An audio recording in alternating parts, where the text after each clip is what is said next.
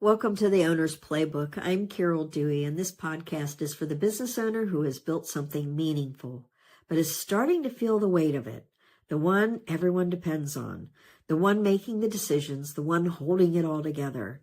And if you've ever found yourself thinking, I've built something successful, but why doesn't it feel like freedom?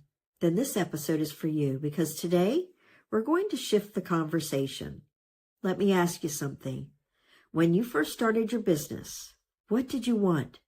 Not the revenue, not the growth, but the feeling. Was it more control over your time, more independence, more freedom to live life on your terms? And if you're being honest, how close are you to that today?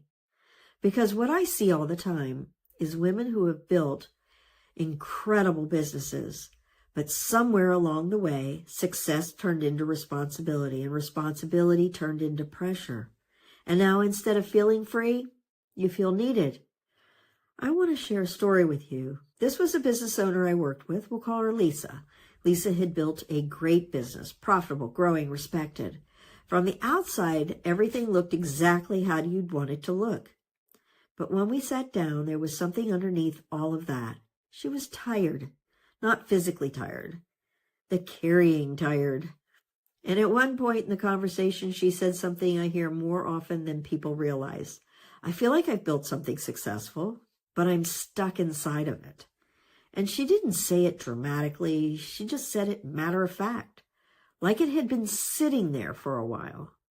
And this is where we had to shift the conversation, because the answer wasn't grow the business more. It wasn't work harder. It wasn't even fix something that's broken.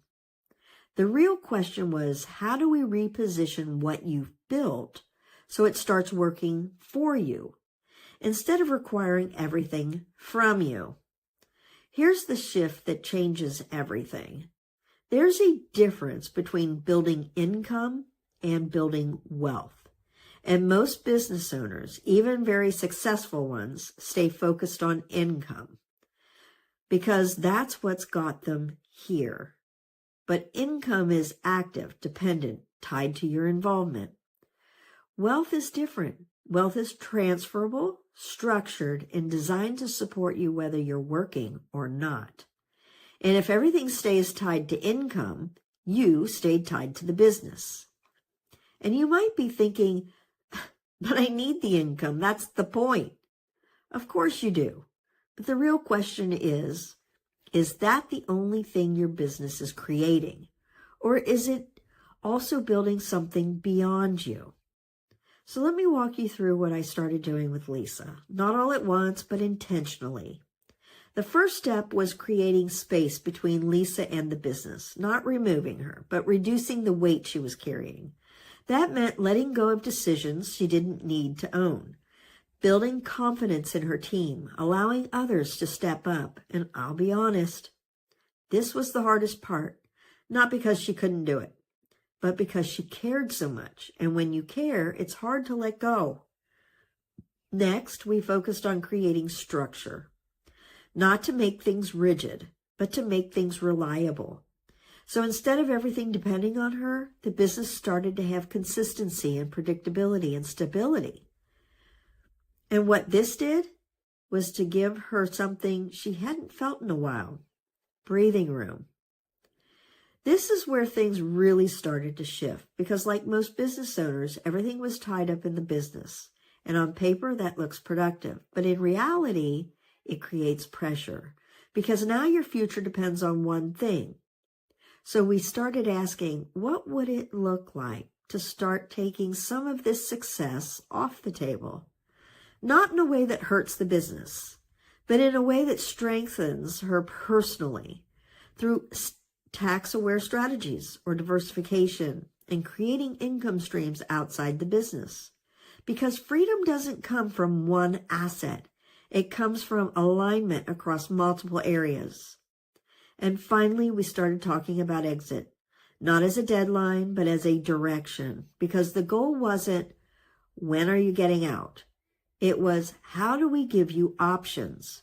So whether she wanted to sell, step back, or continue growing, She was doing it from a position of strength, not necessity.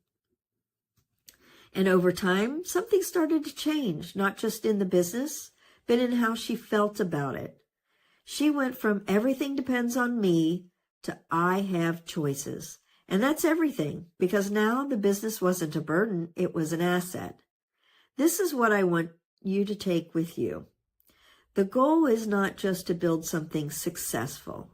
It's to build something that gives you leverage. Leverage over your time, your energy, your future. Because without that, success can start to feel like a responsibility you can't step away from. This is the work I love doing, helping women who have built something meaningful reconnect with why they built it in the first place, and then building a strategy that actually supports that life, not just the business.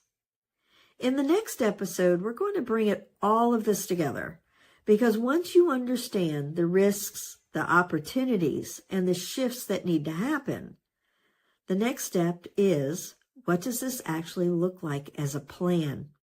And that's where I'm going to walk you through a clear, structured way to think about your business, your wealth, and your future, all working together. And if you're listening to this and something in this episode feels like it's speaking directly to you, that's usually a sign it's time to take a closer look. Not because anything is wrong, but because there may be more available to you than you realize.